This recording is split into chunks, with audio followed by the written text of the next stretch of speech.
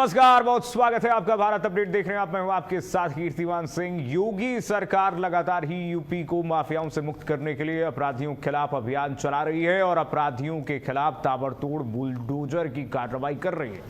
वहीं यूपी में साल 2027 के चुनाव को लेकर के राजनीतिक दलों ने बिसात बिछानी शुरू कर दी है और इसी के साथ राजनीतिक दलों की बीच की शय और मात का खेल भी शुरू हो चुका है। लेकिन इसी बीच उत्तर प्रदेश में एआईएमआईएम के प्रदेश अध्यक्ष हाजी शौकत अली ने विवादित बयान दे दिया है, जिससे प्रदेश में सियासी हलचल तेज हो गई है।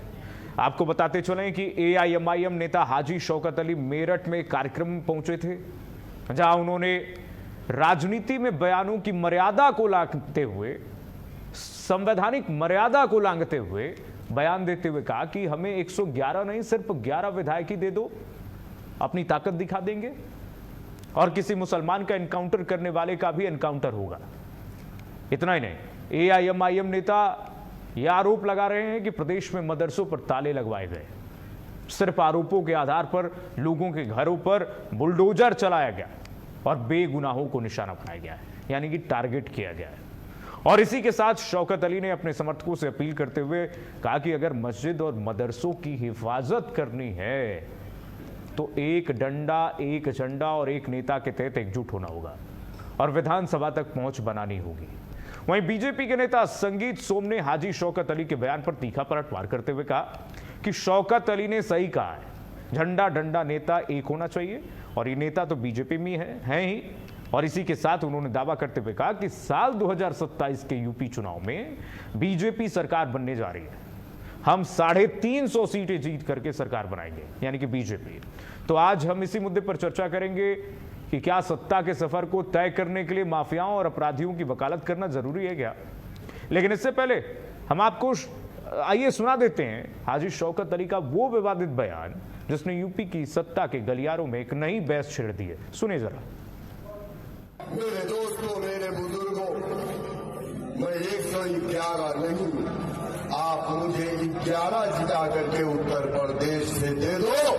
मैं आपसे वादा करके जा रहा हूं, मैं आपसे वादा करके जा रहा हूं कि उत्तर प्रदेश में किसी मुसलमान का अगर इनकाउंटर होगा तो इनकाउंटर करने वाले का भी इनकाउंटर होगा।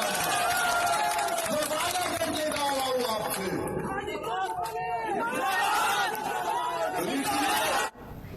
सुना आपने, शौकत अली जैसे नेता संवैधानिक मर्यादाओं को कैसे लांघ रहे हैं।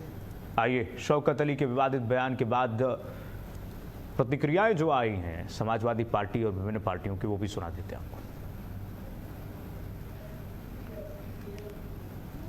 हो रहा है जिसमें एक व्यक्ति शौकत अली, जिसके द्वारा बगैर परमिशन के कार्यक्रम में भड़काऊ भाषण दिया जा रहा है। इस संबंध में थाना लोहिया नगर मेरठ में सुसंगत धाराओं में 6 नामजद और कुछ अज्ञात व्यक्तियों के विरुद्ध मुकदमा पंजीकृत किया गया है। कुल 3 लोग हिरासत में हैं। अन्य अभियुक्तों की गिरफ्तारी का भी प्रयास किया जा रहा है। टीमों का गठन किया जा चुका है। अग्रिम वैधानिक कार्रवाई की जाएगी। आइए चलिए इसी मुद्दे पर चर्चा करते हैं। मेहमानों से आपका रूबरू करा देते हैं। प्रदीप सिंह बैस हमारे साथ, नेता बीजेपी जुड़ रहे हैं। रविंद्र प्रताप सिंह जी, प्रवक्ता सपा जुड़ रहे हैं और आलोक त्रिपाठी जी हमारे साथ जुड़ रहे हैं, वरिष्ठ पत्रकार के रूप में। आप तीनों मेहमानों का बहुत स्वागत है भारत अपडेट पर। लाइए सभी मेहमानों को। सबसे पहले प्रदीप सिंह बैस जी, आपके पास ही आऊंगा सर। ये इस बयान को आप कैसे देखते हैं प्रदीप जी। शौकत अली कह रहे हैं कि 111 नहीं सिर्फ 11 विधायक हमें दे दो, हम दिखा देंगे अपनी ताकत, एनकाउंटर करने वाले का एनकाउंटर होगा। प्रदीप जी। दर्शकों को नमस्कार। और इस प्रकार के, मेरी आवाज आ रही है आपको? आ रही है प्रदीप जी। जी, ये देखिए जिस प्रकार का ये बयान है उत्तर प्रदेश जैसे राज्य के लिए, अभी ये गए जमाने की बात हो गई है। अभी नए आए हैं नेता, गाना बयान है, इसको गंभीरता से नहीं लिया जाना चाहिए और ना ही इसका प्रचार प्रसार होना चाहिए। इसके पहले इनको कौन जानता था? हो सकता है इन्होंने एक स्टंट की अच्छी ट्रेनिंग ली हो और ऐसा भड़काऊ बयान दिया हो। मेरे ख्याल से प्रदीप जी इसको गंभीरता से लिया जाना चाहिए, क्योंकि ये छोटा बयान नहीं है। ये कह रहे हैं कि एनकाउंटर करने वाला को एनकाउंटर कराएंगे। क्या आप नहीं मानते संवैधानिक मर्यादाओं को लांघते हुए ये कहा गया है एक सार्वजनिक मंच से, ये नहीं कि कमरे में बंद करके ये 2-4 लोगों को संबोधित कर रहा हूं, ये तो पूरा एक जनसभा संबोधित करते हुए शौकत अली जैसे नेता ये कह रहे हैं मंच पर। देखिए, आप थोड़ा सा मूल समझिए भाई साहब, ये इनके पहले इनके बारे में कितने लोगों को पता था। AMIM के कई 2 झंडा दवार हैं जिनको भी लोग जानते हैं, एक उनके प्रवक्ता जो टीवी में आते हैं और एक उनके जो पार्टी के सर्वे सरदार। इसके अलावा और किनको जानते थे, आज इनको प्रदेश भर जान रहा है। तो ये अपनी जो ये पब्लिसिटी स्टंट की जो उन्होंने तैयारी की थी, उससे आज सभी को पता हो गया कि इनका अस्तित्व है। और 1100 नहीं, 111 नहीं, 11 दिला दीजिए। अरे भैया जी, आपका एक भी आ जाएगा तो क्या डिफरेंस पड़ जाएगा? वैसे तो प्रदेश की जनता आने नहीं देगी। बीते कुछ वर्षों में देखिए, उत्तर प्रदेश राजनीति के दिग्गजों का गढ़ है। और यहाँ पे ये देखिए क्या होता है ना, कुछ लोग जो है स्टेडियम में प्रैक्टिस करते हैं क्रिकेट की, कुछ लोग अच्छे हाई लेवल टूर्नामेंट में जाते हैं, और कुछ लोग 2 सक्रिय गलियों के बीच में ही क्रिकेट खेलते हैं और उसको जीवन की उपलब्धि कहते हैं। तो राजनीतिक तौर पे ये जो बयान है, देखिए जैसा कि आपकी बीच में मैंने सुना, सुसंगत धाराओं में इनके खिलाफ जो है वाद भी अंकित हो चुका है। तो निश्चित तौर पे प्रदेश सरकार, प्रदेश में कानून का शासन है, वो अपना काम करेगा। लेकिन आज ये गली क्रिकेट से निकल करके ये थोड़ी जगह इनको ज्यादा मिल गई, वहां पे ये खेल रहा है। तो मेरा ऐसा ये इसलिए नहीं था कि गंभीरता से नहीं लिया जाना चाहिए था। ये छुटभैया नेता टाइप है, ये ना अपनों के हैं ना ये अपनी पार्टी वालों के हैं, और ना ही उस जनता के है जिनका ये भला करने की कसमें खा रहे हैं। बाकी उत्तर प्रदेश का जहां तक चुनाव की बात है, तो मैं भरोसा दिलाना चाहूंगा कि उत्तर प्रदेश की जनता बड़ी मैच्योर है राजनीति को समझने की और राजनीतिक स्टंटबाजी को समझने की। मुझे नहीं लगता है कि प्रदीप जी, चाहे छुटभैया नेता हो चाहे बड़ा नेता हो, ये बयान शोभा देता है, शोभनीय है। ठीक है, आऊंगा आपके पास। आलोक त्रिपाठी, अपना काम करेगा। आलोक त्रिपाठी जी, ये बयान कैसे देखते हैं सर, इस बयान को उत्तर प्रदेश की राजनीति में?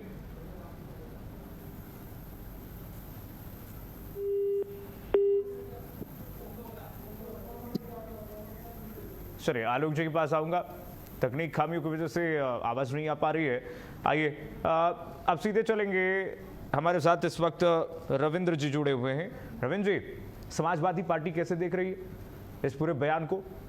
कह रहे हैं 111 नहीं, सिर्फ 11 दे दो, एनकाउंटर करने वाले का एनकाउंटर करेंगे। क्या आप नहीं मानते हैं संवैधानिक मर्यादाओं का उल्लंघन है?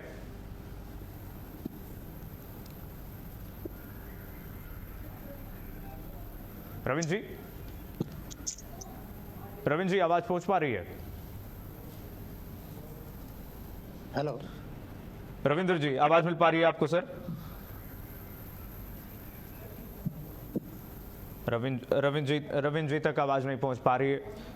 प्रदीप जी के पास चल रहा है। प्रदीप जी, मैंने जो पहले भी दोहराया, पहले भी कहा आपसे प्रदीप जी कि देखिए ये संवैधानिक मर्यादाओं का पूर्णतः उल्लंघन है, चाहे वो छुटभैया नेता हो, आपके पहले ही बयान से मैं कह रहा हूं, या फिर कोई बड़ा नेता ही क्यों ना हो, किसी संवैधानिक पद पर बैठा ही नेता क्यों ना हो, किसी को भी अधिकार नहीं है सर। प्रदीप जी, और उत्तर प्रदेश में जहां पर मुख्यमंत्री योगी आदित्यनाथ ये कहते हैं कि मर्यादा को लांघोगे तो सीधे जेल के सलाखों के पीछे होगे। तौर पे उत्तर प्रदेश जैसे राज्य में जहाँ पे संविधान सर्वोपरि है, वहाँ पे इन जैसी हरकतों को कभी टॉलरेट नहीं किया जाएगा। मेरा कहना इस बात से था कि इनको हवा नहीं दी जानी चाहिए। जिन फल की प्राप्ति के लिए उन्होंने ये कृत्य किया है, संविधान अपना काम करेगा। धाराएं जो है FIR हो चुकी है इनके ऊपर, अब आगे कार्रवाई होगी। लेकिन अगर हम इनको ज्यादा भाव देंगे तो निश्चित तौर पर अपने लक्ष्य में सफल होंगे। प्रदीप जी, यूपी जैसे राज्य में आकर के ये तालिबानी मानसिकता, सार्वजनिक मंच से ऐसे भाषण, अब क्या करें, इनके विवेक होता, संविधान ये सटीक है। संविधान की जानकारी नहीं, संविधान की इनको जानकारी होती है, विवेकशील व्यक्ति होते हैं तो शायद ऐसा न करते। लेकिन ये अभी उसी तरह से रेगिस्तानी विचारधारा को लेकर चल रहे हैं, जहाँ पे कि न्याय का शासन नहीं होता, जहाँ पे कि तलवार का शासन होता है। तो उस विचारधारा वो 1400 साल पहले हुआ करते थे। अब उस विचारधारा का कोई सम्मान नहीं है। वर्तमान विश्व में ऐसी विचारधाराओं का कोई सम्मान नहीं है। तो हो सकता है अगले हफ्ते अगर हम चर्चा करें, आप अवसर दें, तो हमें पता लगेगा कि ये अपने नियत स्थान पे पहुंच गए हैं सलाखों के पीछे। शौकत अली जैसे नेता ये कह रहे हैं कि एक डंडा एक झंडा के नीचे आ जाइए आप, तभी मस्जिद और आपका जो मदरसा है वो बचेगा। प्रदीप जी, देखिए, ये अपने जो इनके जो मुख्य कर्ता धर्ता है, जो इनके मेन नेता है, वो उन्हीं की परिपाटी का पालन कर रहे हैं। एआईएम के जो झंडा बदार है, जो सदन में अपनी आवाज को बुलंद करते रहते हैं, उनका भी इसी प्रकार का बयान है। तो जैसा नेता वैसा कार्यकर्ता, वो भी इसी प्रकार की आवाजें उठाते हैं, एक हो जाइए, एक हो जाइए, एक हो जाइए। पता नहीं कौन सी एक ही करने की बात करते हैं। और इन्होंने आज तक अपनी उस जनता का, जिनको इन्होंने एक किया, कितना भला किया है? कोई भला तो दिख नहीं रहा है कि इनकी कोई क्रांतिकारी परिवर्तन आया हो, सिवाय अपनी व्यवस्था को सेट रखने के लिए। तो ये जो पार्टी है प्लस इसके नेता है, कहते तो हैं कि इनको संविधान की जानकारी है और इनके नेता बकायदा वकालत भी किए हुए हैं, लेकिन ऐसा लगता नहीं है। इनकी हरकतों के द्वारा ये लोग संविधान को थोड़ा भी समझते भी हैं और थोड़ा सा भी सिविक सेंस है, कॉमन सेंस है कि किस प्रकार से भारतीय लोकतांत्रिक व्यवस्था में किस प्रकार से अपना विज्ञापन या अपना प्रचार किया जाता है, किस प्रकार से जनता को अपनी बातों से कन्विंस किया जाता है। संविधान का सौ भी नहीं पता होगा ऐसे नेताओं को, जिस तरह से बयान दिए जा रहे हैं। आशा करता हूं अब आलोक जी को आवाज मिल पा रही होगी। आलोक जी, अनम्यूट कर लीजिए अपने आप को, शायद आपकी आवाज हम तक नहीं पहुंच पा रही है। आलोक जी, मैंने अनम्यूट हाँ, किया हुआ। आगे। जी जी जी जी, हेलो। हाँ आलोक जी, सवाल ये इस बयान को आप कैसे देख रहे हैं सर? यूपी के शौकत अली जैसे नेता या राजनीतिक दलों के नेता या राजनीतिक पार्टियां इस तरह के बयान देकर के चर्चा में बने रहना चाहती हैं और वो जानती हैं कि वो जो बयान दे रहे हैं वो किन मतदाताओं के लिए दे रहे हैं। और उनको ये भी मालूम है कि उनका जो मतदाता है, जो उनके सामने ऑडियंस बैठी हुई है, वो यही सुनना चाहती है। वो इसीलिए इस तरह के बयान दे करके चाहते हैं कि एक ऐसा माहौल क्रिएट किया जाए जिससे यूपी की राजनीति में या देश की राजनीति में एक नया माहौल पैदा हो। और ये देखिए, पिछले कुछ वर्षों में इस तरह के बयान देते आ रहे हैं, उनकी चाहे असदुद्दीन ओवैसी हो या उनकी पार्टियों के नेता हो।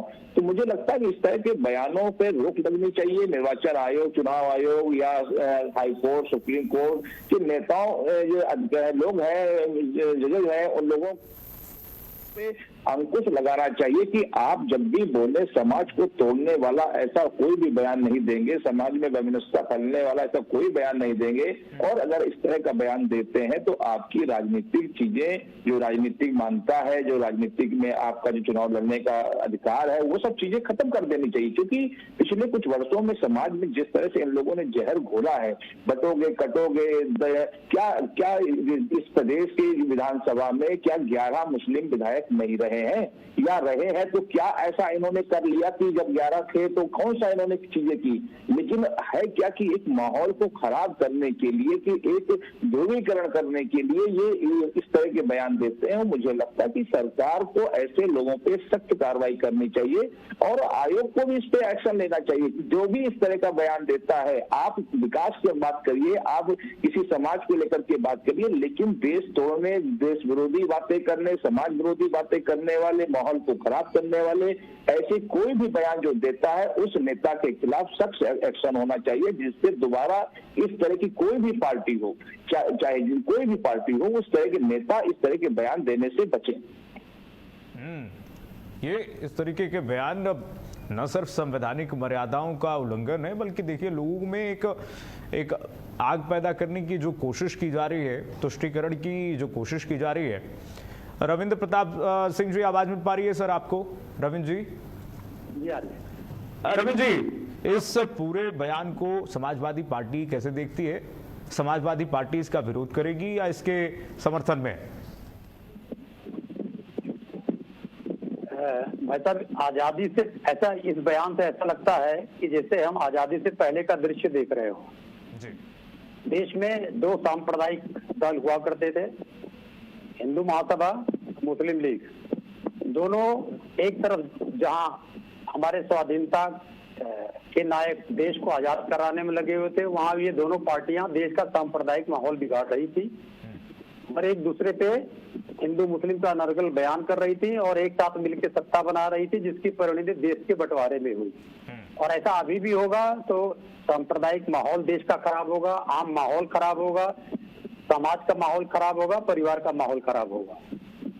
और यही चाहती हैं, ये दोनों पार्टियां यही चाहती हैं।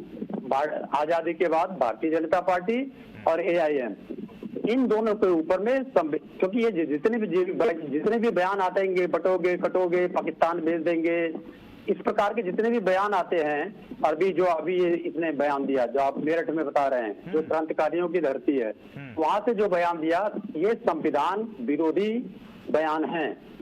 इसके लिए कोई कार्रवाई इसलिए नहीं करेगा क्योंकि दोनों पार्टियां सत्ता में बना रहना चाहती हैं, एक दूसरे गलबैया करते हुए। तो मुझे लगता है माननीय उच्चतम न्यायालय को स्वयं संज्ञान लेके इतनी कठोर कार्रवाई कर देनी चाहिए। AIM को बीजेपी की बी टीम कह रहे हैं, है कर ही रही है, जब दोनों आजादी से पहले भी यही कर चुकी हैं, अब यही कर ही रही है।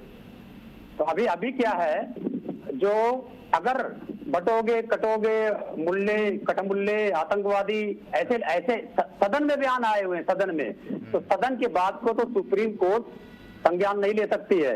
लेकिन यही लोग जब जाके समाज में कहते हैं, मंचों से कहते हैं, तो माननीय उच्चतम न्यायालय को अब मान लेना चाहिए कि हेट स्पीच की सीमा लांघ चुके हैं ये लोग, और इनके ऊपर स्वयं संज्ञान लेके ऐसी कार्रवाई करनी चाहिए कि पता लगे कि हम आजाद होने के 75 वर्ष हो गए हैं और इस प्रकार की ताकतों को किसी भी तरीके से सत्ता में आने ही नहीं देंगे, या इनका सत्ता में आने का प्रयास ही ना कर पाए, ऐसी हालत पैदा कर देंगे। जी धन्यवाद। प्रदीप जी,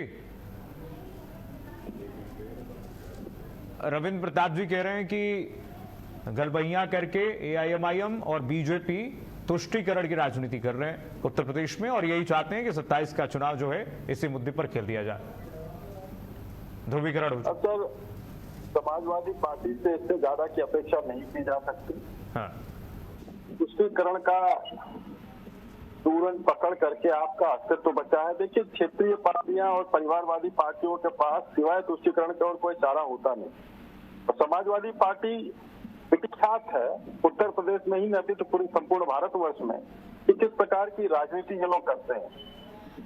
तो इनके आरोपों को इतना गंभीरता से लिया जाए या उस पर चर्चा की जाए, प्रदेश की जनता अपने आप इस बात को जानती है कि क्या करना है। पिछले आम चुनाव की बात देख लिया जाए और उसके आने वाले जो 27 के चुनाव, उनको रिजल्ट में सभी को प्रतीक्षा है उसकी। लेकिन समाजवादी पार्टी अगर कुछ फहमी में है तो रहने दीजिए। हम लोग मॉरल साइंस का क्लास चलाने के लिए नहीं बैठे हैं। आरोप लगाना इनका काम है, प्रमुख विपक्षी दल है, लगाते रहे और प्रसन्न रहे। वो कहते हैं आप सेलेक्टिव एक्शन करते हैं, सेलेक्टिव राजनीति करते हैं। अरे ये तो समावेशी राजनीति करते थे ना उत्तर प्रदेश में, इसलिए बीते 2 चुनाव से इसके बाद जो है ना जनता ने इनको जो है मन बना रखा है कि इनका जो जमानत जब्त होगी। इनकी समावेशी राजनीति, अगर इनकी समावेशी राजनीति थी तो हम ठीक है, हम सेलेक्टिव राजनीति करके ही सही है। कम से कम प्रदेश के प्रत्येक व्यक्ति को मकान से लेकर रोजगार से लेकर के और जितनी भी सरकारी सुविधाएं हैं जो उत्तर प्रदेश सरकार और केंद्र सरकार द्वारा दी जाती है, उसमें कोई भेदभाव नहीं होता है। तो सरकार का कार्य वेलफेयर स्टेट की तरह से काम करने का है, जो जनता का है कि उसको मिले, प्रॉपर मिले और बिना किसी डिस्क्रिमिनेशन के मिले। तो समाजवादी पार्टी किस प्रकार की समावेशी राजनीति करती रही है, उसका जो है स्वर्णाक्षरों में अंकित है इतिहास के पन्नों में, चाहे वो भर्ती से लेकर के हो या सामाजिक व्यवस्था से लेकर के। आलोक जी, शौकत अली का ये बयान, क्या आपको नहीं लगता है कि आलोक जी की ये ध्रुवीकरण के एजेंडे को मजबूती से और पैठ बनाने देगी उत्तर प्रदेश में आने वाले चुनाव में? देखिए, शौकत अली या उनकी पार्टी का जो शुरू से एक नजरिया रहा है, जो एक उनका एक दृष्टिकोण रहा है, वो मुस्लिम वोट बैंक पे रहा है। कैसे मुस्लिम वोट बैंक को अपना वोट बैंक बनाया जाए। और ये सब बात क्लियर है कि जब अगर मुस्लिम वोट बैंक कहीं ना कहीं अगर IM के पार्टी में जाएगी, असदुद्दीन ओवैसी की पार्टी के साथ जाएगा, तो उसका नुकसान किसको होगा? ये खुला खेल है एकदम। तो ये जाहिर सी बात है कि वो उसी पे काम कर रहे हैं। कई बार क्या होता है कि हम लोग हम सीधे से लड़ाई ना लड़के एक माध्यम से लड़ाई लड़ते हैं, तो हम डायरेक्ट जो नुकसान नहीं कर पा रहे हैं, ये कह लीजिए जो सत्तारूढ़ पार्टियां हैं जो सपा का नुकसान सीधे नहीं कर पा रही, वो ओवैसी की जैसे शौकत अली जैसे नेताओं के माध्यम से नुकसान कर करके उनकी कहीं ना कहीं कमजोर पार्टी को कम किया जा रहा है। और यही हाल चाहे वो चंद्रशेखर आजाद जैसे लोग हों, उनको उभारा गया, वो नुकसान किसको करेंगे? कहीं ना कहीं वो दलित वोट बैंक को जब हासिल करेंगे तो कहीं ना कहीं बहुजन समाज पार्टी कमजोर होगी। तो ये एक बहुत पुरानी चालें चली जाती हैं और ये इसी तरह का बयान इसीलिए दिया ही जाता है कि उस वर्ग को खुश किया जाए। उस वर्ग को खुश करेंगे तो वो अपना वोट बैंक हमारा वोट बैंक बनेगा। और कहीं ना कहीं राजनीतियों का ये खेल है, सिर्फ सत्ता प्राप्ति के लिए इस तरह के बयान देकर के माहौल को खराब करना, मुझे लगता है कि ये कहीं से भी उचित नहीं है, न देश के लिए न समाज के लिए। ऐसे लोगों पे सख्त कार्रवाई होनी चाहिए। आप राजनीति करिए, स्वच्छ राजनीति करिए, विकास की बात करिए, आप जनता के हित की बात करिए, जनता की समस्याओं को दूर करने की बात करिए, ना कि ये कहिए कि 11 विधायक दे दीजिए, हम देश को ये कर देंगे, हम प्रदेश को ये कर देंगे। तो ये मुझे लगता है कि आप कर देंगे कि नहीं कर देंगे, लेकिन आप जो जहर बोल रहे हैं उस जहर का आगे दिनों में क्या नुकसान होगा? रविंद्र जी, ऐसे जहर बोने वाले लोगों पर क्या आप समर्थन करेंगे बुलडोजर कार्रवाई हो?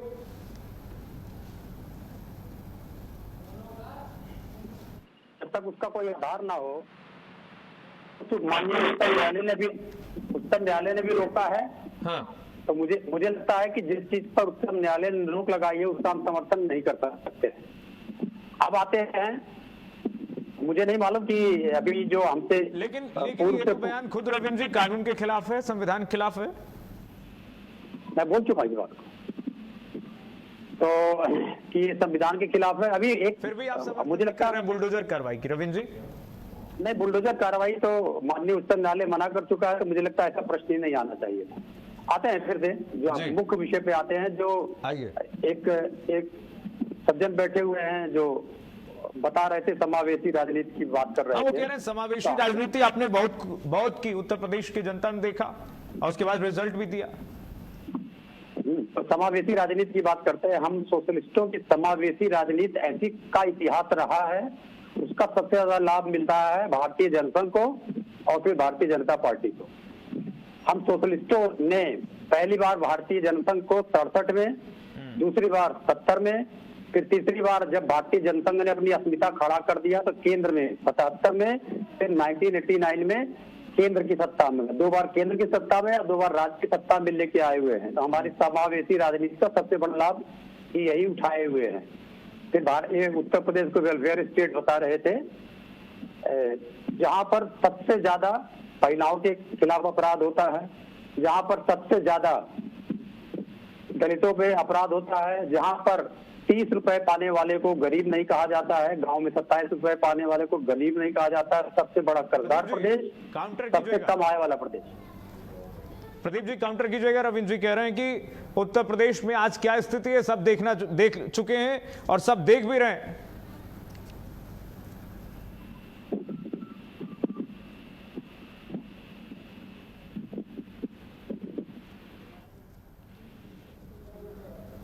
प्रदीप जी,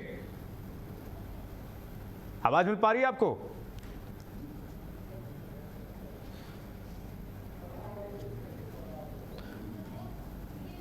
रविंद्र जी, सवाल यही है कि देखिए एनकाउंटर की बात करना, उस पर भी आप कह रहे हैं कि बुलडोजर की कार्रवाई ऐसे लोगों पर न हो, ये सेलेक्टिव एक्शन नहीं हो, ये सेलेक्टिव एक्शन का सवाल नहीं होता है।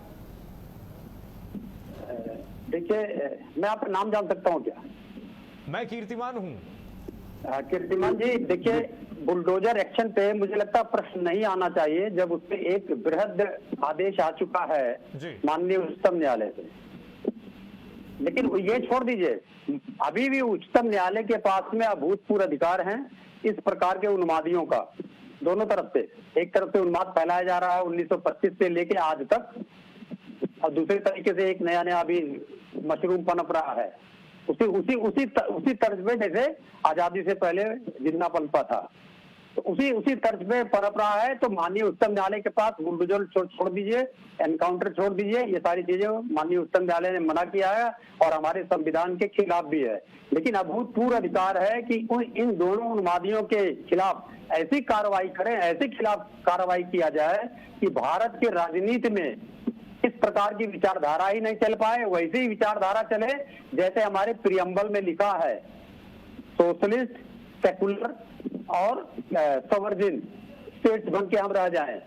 तो ये करने के लिए किसी भी हालत में माननीय उच्चतम न्यायालय को ही एक्शन लेना पड़ेगा, नहीं तो और सारी संस्थाओं तो इनकी गुलाम बन चुकी है भारतीय जनता पार्टी की। तो मुझे लगता है हम अपेक्षा करेंगे कि जो इस प्रकार के बयान आए हैं और इससे पहले जो बयान आते रहे हैं भारतीय जनता पार्टी द्वारा, उन सबका संज्ञान लेके और अतिशीघ्र कार्रवाई कर देनी चाहिए। जी धन्यवाद। अतिशीघ्र कार्रवाई आप मांग रहे हैं कि हो। अब आते हैं तो जरा आलोक जी के पास। आलोक जी, नहीं प्रदीप जी के पास आते हैं, बीजेपी सवाल ले लेते हैं। बीजेपी में नेता है संगीत सोम। इस बयान के बाद संगीत सोम का भी बयान आया है। प्रदीप जी, संगीत सोम कह रहे हैं कि नेता और डंडा बीजेपी में पहले ही है। क्या आपकी पार्टी इसका समर्थन कर रही है? प्रदीप जी। सर, उनका परिप्रेक्ष्य जो था वो एक नेतृत्व को लेकर के था, एक व्यवस्था को लेकर के था, उदंडता को लेकर के नहीं था। तो जब झंडा है तो ऑब्वियसली बिना झंडे के झंडा कहाँ खड़ा होगा। अब इसका अर्थ का कुअर्थ लगाना, ये कोई भी स्वतंत्र है, सभी के अपने विचार है, वो लगा सकते हैं। खास करके विपक्षी दल तो और बढ़ चढ़ के और तड़का लगा के लगाए तो कोई बात नहीं, लेकिन जिस प्रकार के बयान संबंधित व्यक्ति द्वारा दिए गए हैं उसकी प्रतिक्रिया इससे ज्यादा सभ्य नहीं हो सकती थी।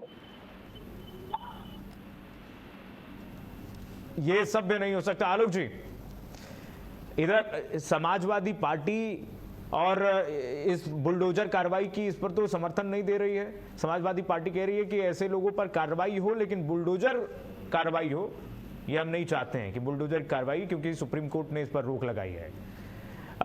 बीजेपी में भी कई ऐसे नेता हैं जो बड़बोले हैं, हम लगातार देखते हैं, उनके बयान आते हैं, चर्चाओं में खूब रहते हैं। संगीत सोम कह रहे हैं कि बीजेपी में भी पहले से है, ऑलरेडी एक झंडा, एक डंडा और एक नेता है पहले से।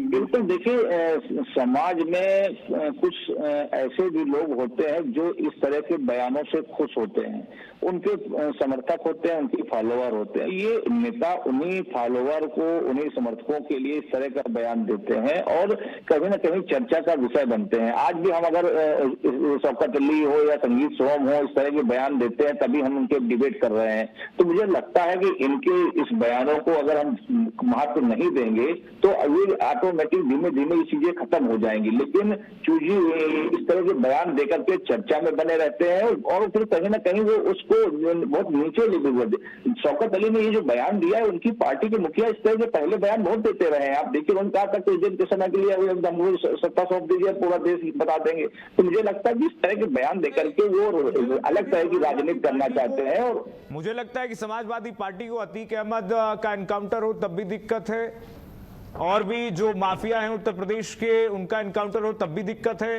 तब पर भी सवाल उठाए गए। नहीं, देखिए समाजवादी पार्टी का वोट बैंक रहा है कह लीजिए, या रहा है कह लीजिए, मुस्लिम और यादव वोट। तो वो सपा तो ये नहीं चाहेगी सीधे कि इस तरह के बयान दिए जाए। कहीं ना कहीं वैसे ही ओवैसी जैसे लोग सपा को नुकसान पहुंचाने के लिए यूपी में लगातार प्रयास कर रहे हैं। तो ऐसे में इस तरह के बयान देकर के, और वैसे भी जब सपा के माफिया का जब कह लीजिए कि जो एनकाउंटर हुआ था, तो उसमें कहीं ना कहीं समाजवादी पार्टी का रोल नजर आया, दिखाया गया कि अगर इतना उत्तेजित नहीं किया गया होता शायद मंत्री को, तो शायद इस तरह का चीजें नहीं होती। तो कहीं ना कहीं इस तरह के बयानों से बचने का प्रयास कर रहे हैं समाजवादी पार्टी के नेता, क्योंकि वो कहीं ना कहीं मुस्लिम वोट बैंक का मामला है। लेकिन जो भी हो, राजनीति की एक दिशा तय होनी चाहिए कि आखिर हम किस तरह की बात करेंगे, किस तरह की भाषा बोलेंगे, किस तरह का समाज में एक माहौल हम पैदा करेंगे, डर का माहौल पैदा करके क्या हम सत्ता हासिल करना चाहते हैं या वोट बैंक हासिल करना चाहते हैं। इसको जनता को भी समझना पड़ेगा, नेताओं को भी समझना पड़ेगा और न्यायपालिका को भी इस पर सख्त एक्शन लेना पड़ेगा। रविंद्र जी, वोट बैंक की राजनीति कम से कम नहीं होनी चाहिए। मुद्दा अगर शासन से जुड़ा हो, प्रशासन से जुड़ा हो और कानून व्यवस्था से जुड़ा हो, तो यहां पर वोट बैंक की राजनीति किसी पार्टी को शोभा नहीं देती है। अगर माफिया मारा जा रहा है तो उत्तर प्रदेश में प्रशासन और शासन स्थापित हो रहा है, कानून का राज स्थापित हो रहा है, इसका सबको समर्थन करना चाहिए। रविंद्र जी,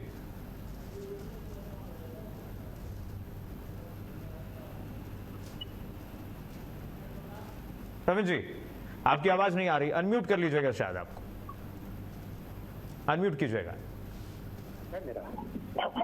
जी आ रही आवाज? आ रही है। अभी आपने एक पूर्व विधायक का नाम लिया भारतीय जनता पार्टी के, हाँ, मुजफ्फरनगर दंगे का आरोपी है। बिसाड़ा कांड में जो दंगा हुआ था उसमें न्यायालय ने अर्थदंड लगा के उनको अपराधी घोषित किया। तो ये इनकी विचारधारा बदल नहीं सकती है। जो हमारे वोट बैंक को खोज रहे हैं, हमारे वोट बैंक के सहारे ही वो 4 बार सत्ता में पहुंच चुके हैं। उनका कहना है कि अब उनका अर्थ ये नहीं था, वो दूसरे आशय से बोल रहे हैं। चलिए आइए माफिया पे आ जाते हैं, बोलते हैं इनकी आशा जान के हम क्या करेंगे। हाँ, माफिया पे बता रहे थे कि जी माफिया पे बता रहे थे। संगीत सोम ने उस आशय से ये बयान नहीं दिया, वो न्यायालय ने बता दिया, बिसाड़ा कांड में बता दिया है। मुजफ्फरनगर में भी जब आएगा, मुजफ्फरनगर में एक आरोपी हो चुका है भाजपा का विधायक, वो जेल में है, और दूसरा भी जाने वाला है। 11 लोग हैं आरोपी उसमें, ये भी जाएंगे, इन महोदय जिनका नाम ले रहे हैं। आते हैं जरा माफिया के खिलाफ कार्रवाई पे बात कर रहे हैं और अति मोटी पता नहीं क्या बात कर रहे हैं। जो हमारे प्रदेश के मुख्यमंत्री हैं, किसी भी माफिया से ज्यादा गंभीर धाराओं के मुकदमे उनके ऊपर।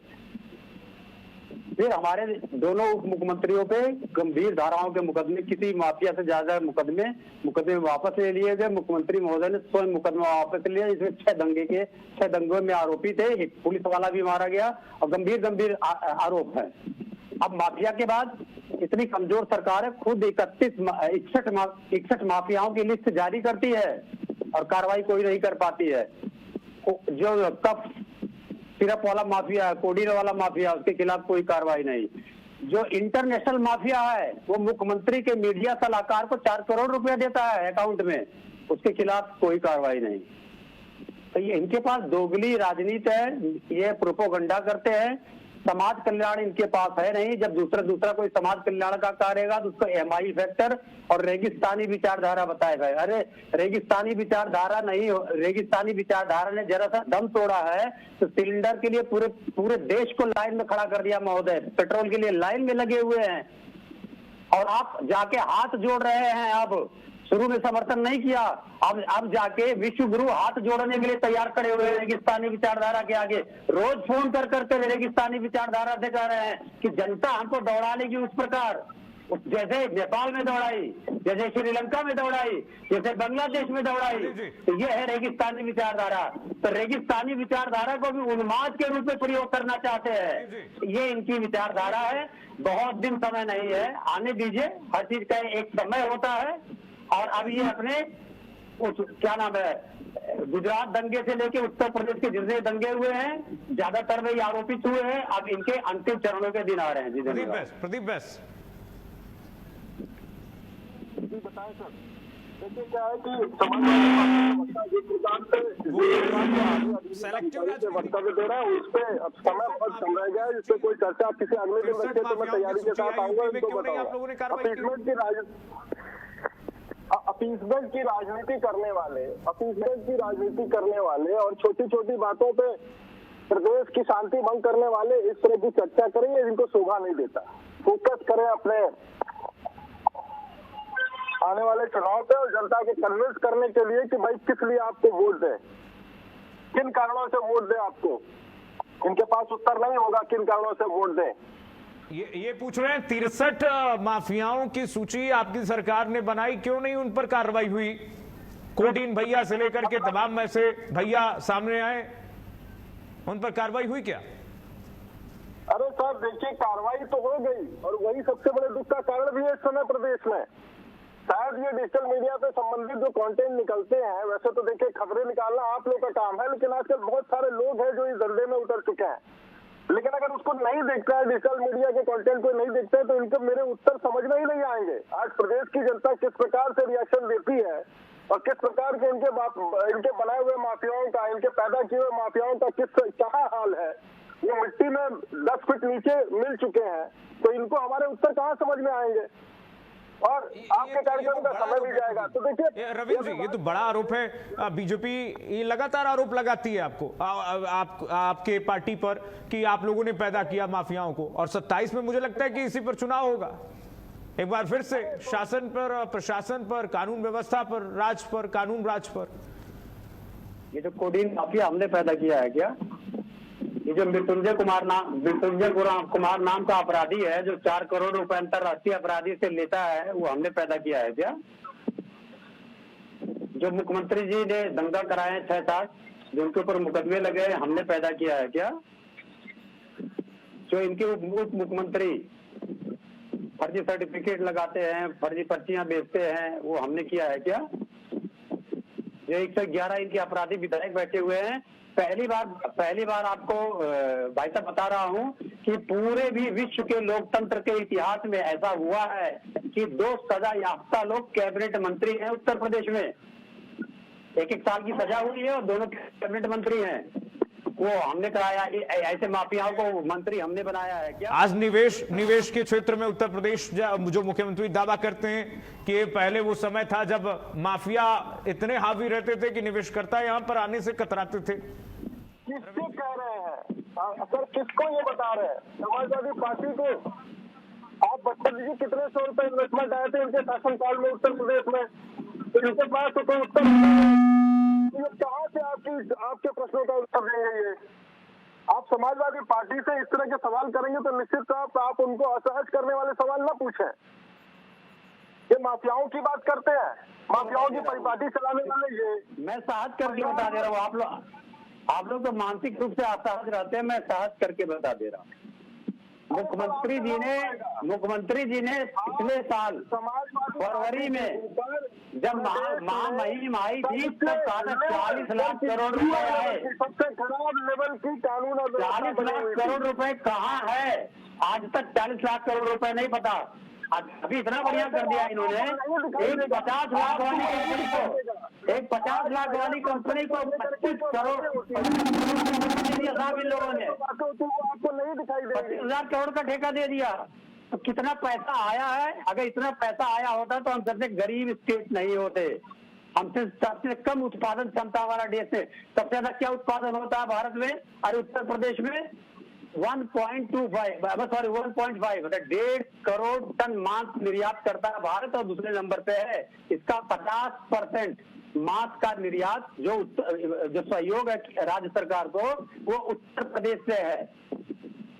ये तो आंकड़े हैं, इंटरनेशनल आंकड़े हैं, देश के आंकड़े हैं। इसके सिवा कुछ भी उत्पादन नहीं होता उत्तर प्रदेश में, और वेलफेयर स्टेट भी बन गई है ये। तो बात ये वो करें। दोनों लोग के पास आ रहा हूं, लेकिन उससे पहले आलोक जी के पास बहुत देर से नहीं गया मैं। आलोक जी, फार्मूला 111 तस्वीरें लगातार हम दिखा रहे हैं, जो बीच में तस्वीरें हमारी टीवी स्क्रीन पर चल रही है, ऐसा लग रहा है कि अफगानिस्तान में कोई तालिबानी खड़ा हो, वही दृश्य, वही परिदृश्य दिख रहा है, और वही हुंकार भर रहा है कि एनकाउंटर का जवाब एनकाउंटर से हम देंगे। किसका एनकाउंटर कराएगा ये? आलोक जी।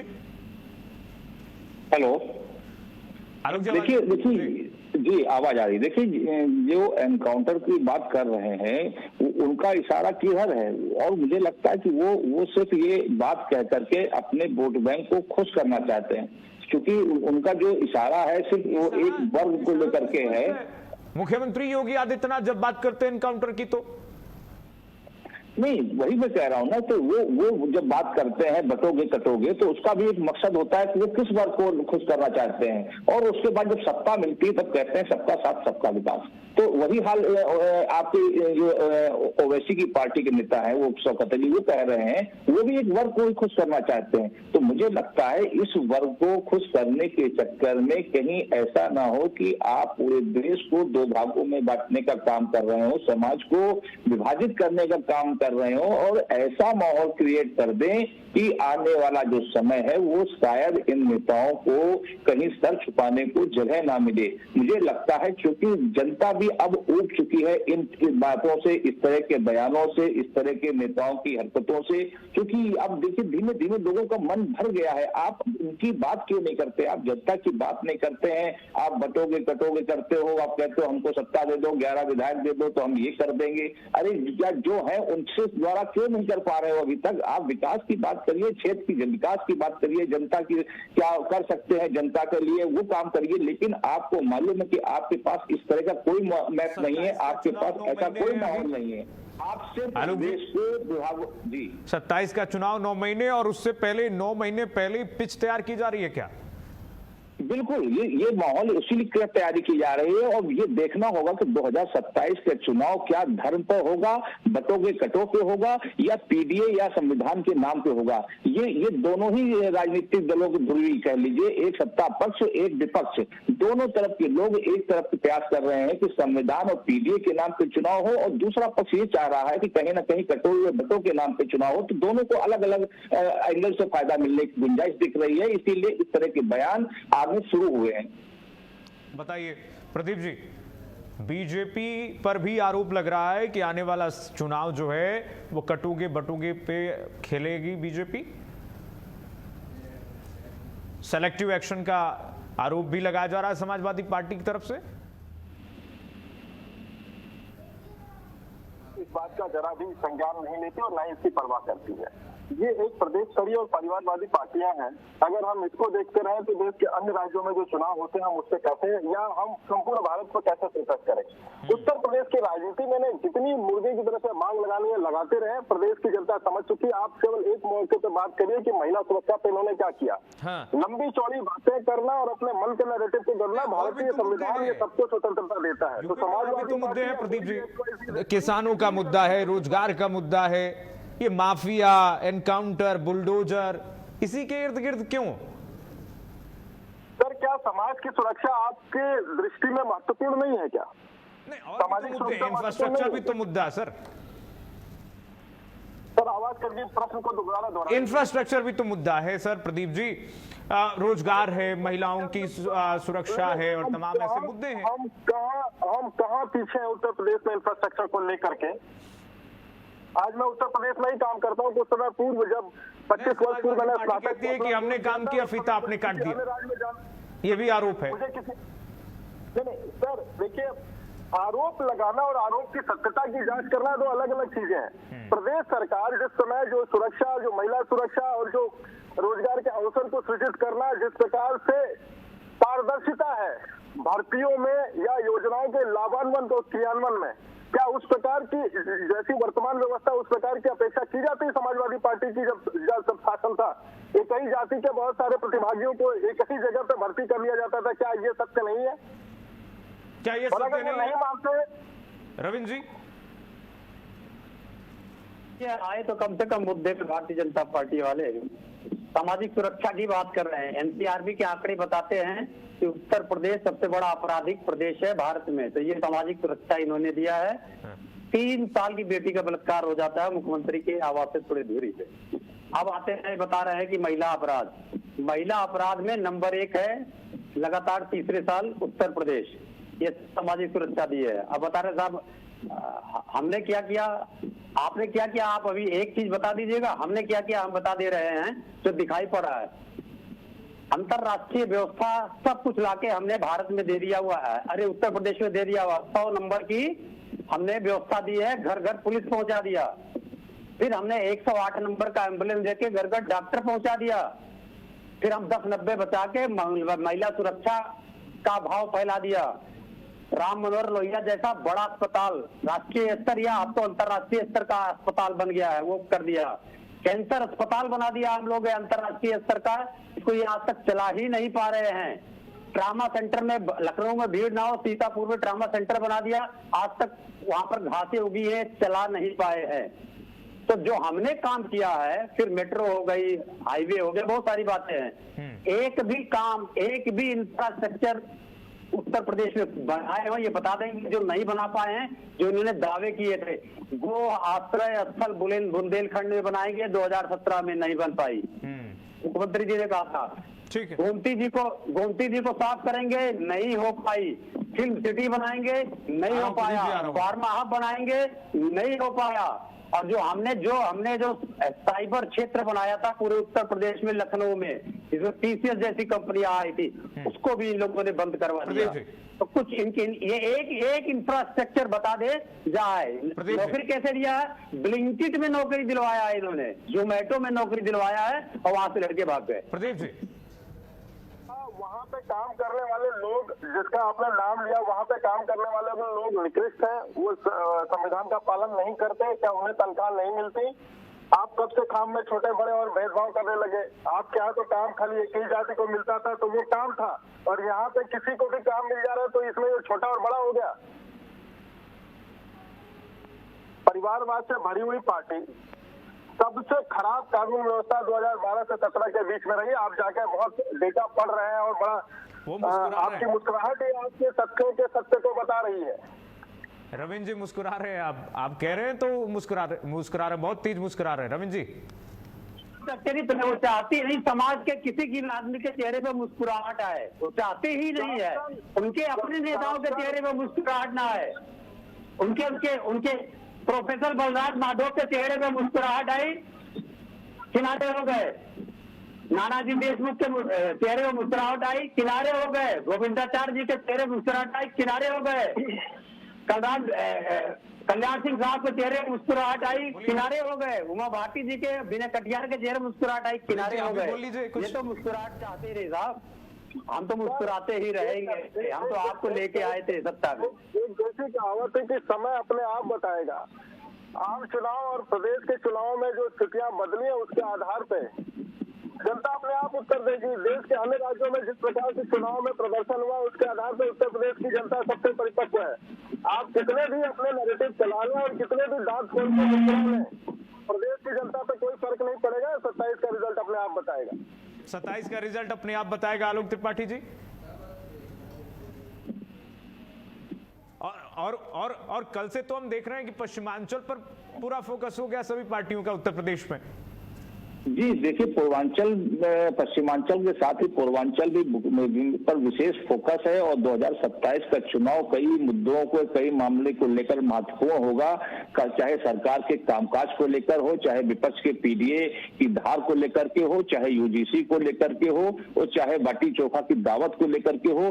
कई मुद्दे ऐसे होंगे जिनसे सरकार और विपक्ष का नजरिया दिखेगा कि आखिर जनता किसकी बात को समर्थन करती है, किसकी बात को वो सराखों पे बैठाती है। और ये 2027 का चुनाव कई राजनीतिक दलों के लिए भी महत्वपूर्ण होगा, जो सहयोगी पार्टियों के रूप में काम कर रही हैं, कि उन्होंने पिछले 5 सालों में क्या काम किया क्षेत्र की जनता के लिए, उस वर्ग के लिए जिस वर्ग के नाम पे वो पार्टियां बनी। ये सबसे बड़ा महत्वपूर्ण चुनाव होगा 2027 का। 27 का चुनाव रविंद्र जी बहुत महत्वपूर्ण होने वाला है।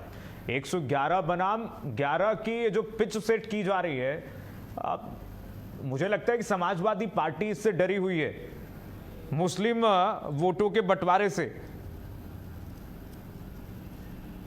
इस प्रकार के राजनीति में डॉक्टर पैदा हुए हैं, तो उनका स्वागत है कि जो राजनीति से पहले डर और जाने क्या क्या देख लेते हैं।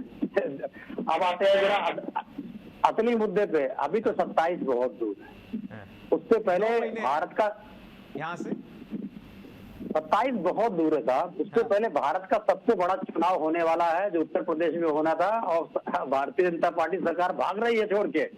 किसी तरीके से चुनाव ना होने पाए, वो जिस चुनाव की बात आप कर रहे हैं, उससे बहुत बड़ा चुनाव है पंचायत का चुनाव।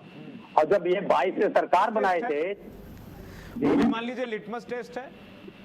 हाँ, वही तो आप तो 27 की बात कर रहे थे, वही लिटमस टेस्ट की बात बता दें। जब यही चुनाव 21 में हुआ था, तो इससे पहले ये 312 सीट लेके आए थे।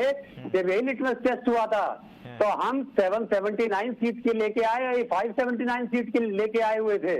वही लिटमस टेस्ट इनको जो आप बता रहे थे ना अभी एकदम। रविंद्र जी, आप कहते हैं सेलेक्टिव एक्शन करती है बीजेपी, सेलेक्टिव एक्शन करती है बीजेपी। अब आप जरा बताइए आपका मॉडल क्या है रविंद्र जी? समाजवादी है, बहुत सिंपल। आपका मॉडल क्या है? आप समाजवादी बता तो रहे। तो आप किस मॉडल को अपनाएंगे?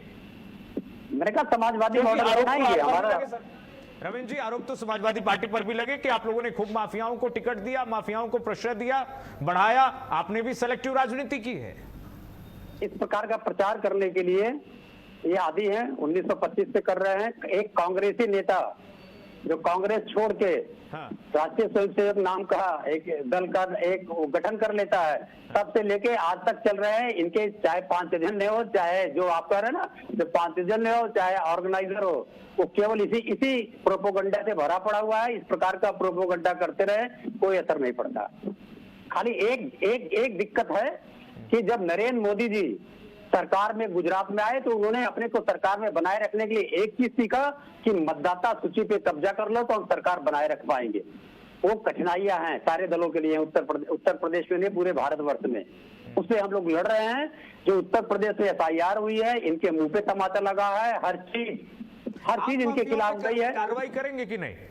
आपकी सरकार आई तो माफियाओं पर, जिस तरह से अभी इस समय उत्तर प्रदेश में योगी सरकार माफियाओं पर कार्रवाई कर रही है, आपकी सरकार करेगी? अखिलेश यादव करेंगे? 5 माफिया का नाम बता दीजिए जो सेलेक्टिव माफिया आप बता रहे हैं कि इस वक्त हैं, जिन पर कार्रवाई नहीं हो रही है, उन पर कार्रवाई करेंगे? हम तो कार्रवाई करते ही हैं। हमने तो अतीक अहमद को पार्टी से निकाल दिया था, हमने तो DP यादव को पार्टी से निकाल दिया था। वो छोड़ दीजिए, आप 5 आदमी का नाम बता दीजिए जो भारतीय जनता पार्टी ने 5 माफियाओं के खिलाफ कार्रवाई किया। आपने विधानसभा से लेकर के संसद तक पहुंचा दिया अतीक अहमद को। अब ये तो मैं कह रहा हूँ, मैंने निकाल दिया था, आप करे पैसे पहुंचा दिया था। अरे इन्होंने तो मुख्यमंत्री को बना दिया भाई, आलोक त्रिपाठी, जिसके ऊपर गंभीरतम आरोप लगे हुए हैं। आलोक जी कमेंट कीजिएगा, कमेंट कीजिए। देखिए, इसमें कोई दो राय नहीं कि समाजवादी पार्टी पूर्व में सबसे ज्यादा माफिया जो है समाजवादी पार्टी में निकाल दिया था पार्टी से। आलोक त्रिपाठी जी, देखिए ये फिर भी वो संसद कैसे पहुंच गया?